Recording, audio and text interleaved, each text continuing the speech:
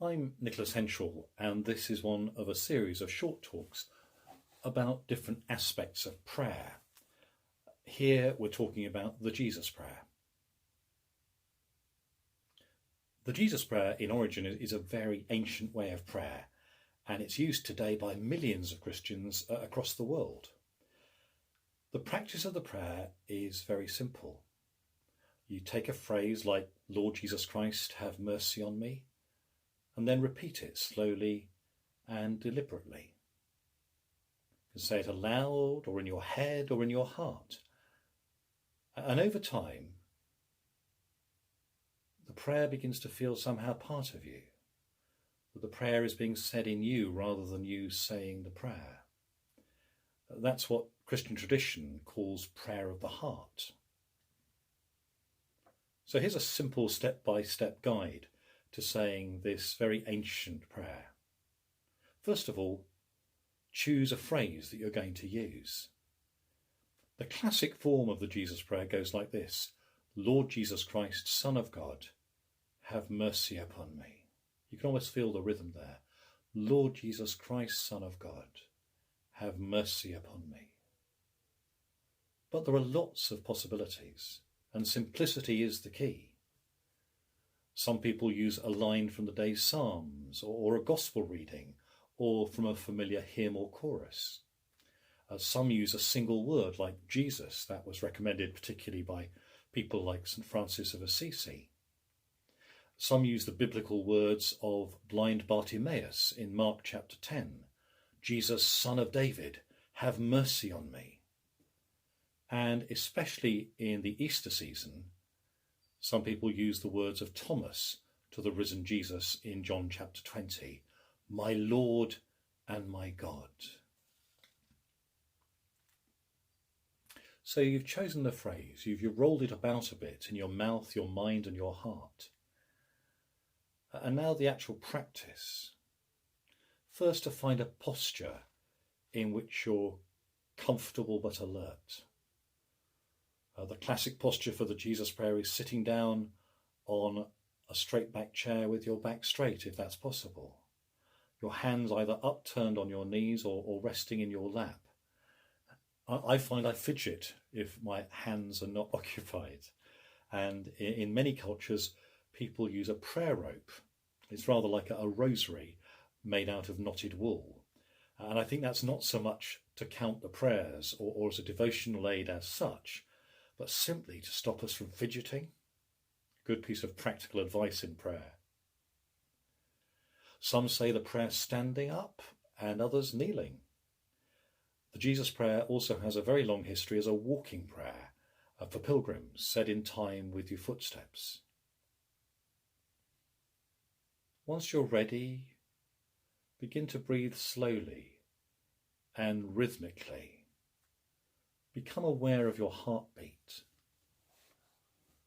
Then as you feel yourself coming into God's presence, begin to say the prayer out loud but gently. I know that can feel really eccentric at first, but this is somehow getting your muscles, the muscles of your mouth, round this great prayer. That's why in the ancient world people read aloud all the time. It was a physical, not just a mental activity. Let yourself get the feel of saying the prayer, saying that simple line, rhythmically, intentionally. Set aside a set amount of time to do that. Certainly at the beginning, as you're getting used to what this might feel like. Some people would say 15 minutes. In a sense, that's not the point. It's not the length of the encounter, but the depth which we are seeking, the desire to meet with God. After a while, you'll begin to feel yourself saying the prayer, not necessarily out loud, but in an internal way. Obviously, part of that is a mental process. You're saying it in your head, so to speak. But over time, you learn to rest in the prayer. There's a strong tradition, which some find really helpful, of saying the phrase in time with your breathing. If we take the traditional version of the prayer, you breathe in saying, Lord Jesus Christ, Son of God, and breathe out saying, have mercy upon me. Let's do that together. Lord Jesus Christ, Son of God, have mercy upon me. Lord Jesus Christ, Son of God, have mercy upon me. Now, obviously, that's easier when you're saying it in your head than when you're saying it out loud. And there's no magic there. These are just helpful ways of easing yourself into this extraordinary encounter with the living God. So rest in the prayer. Know that you are in God's presence. Know that even, or especially, when God seems distant and difficult. Let the prayer carry you. It's often in those moments of barrenness that God does God's greatest work. Try not to let your mind and imagination get too distracted. Distraction is always going to happen. We just need to learn those good habits of placing it aside, not engaging with it, allowing us to beat on the doors of heaven with a sharp dart of longing love. And as the prayer goes deeper, it's often been described classically as prayer of the heart.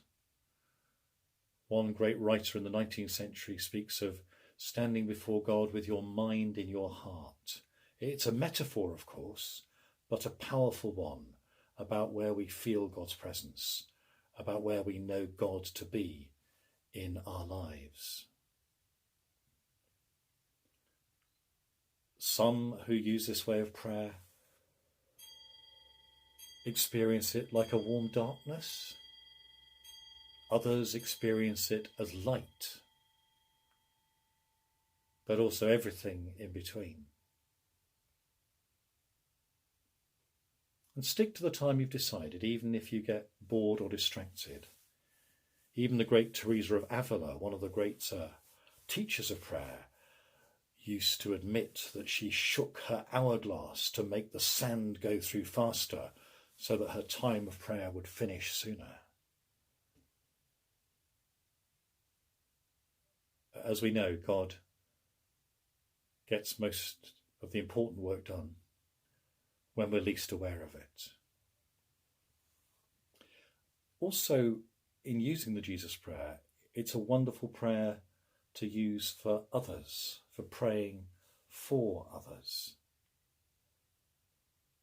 It can be used by a group of people praying together. Indeed, just up the road near Colchester, there's a community which has built its life round saying the Jesus prayer together because they don't share a common language.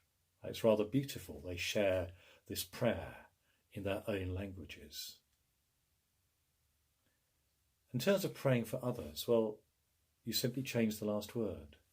Lord Jesus Christ, Son of God, have mercy upon me. Lord Jesus Christ, Son of God, have mercy upon us. Lord Jesus Christ, Son of God, have mercy upon you. Lord Jesus Christ, Son of God, have mercy on them.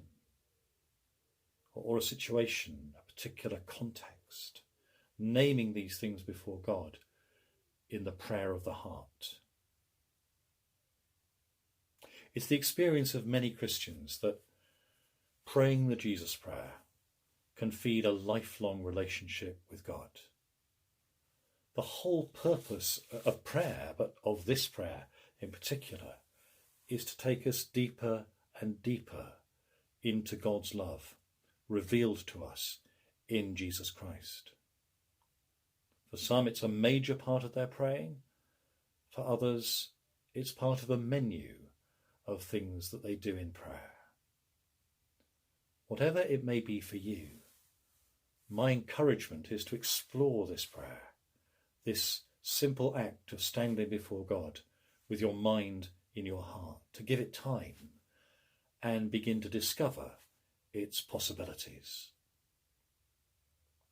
You can find a leaflet about the Jesus Prayer on the Church at Home page on the Chelmsford Cathedral website. And if you want to explore further, please seek out someone to talk to about your prayer and the journey you are on with God.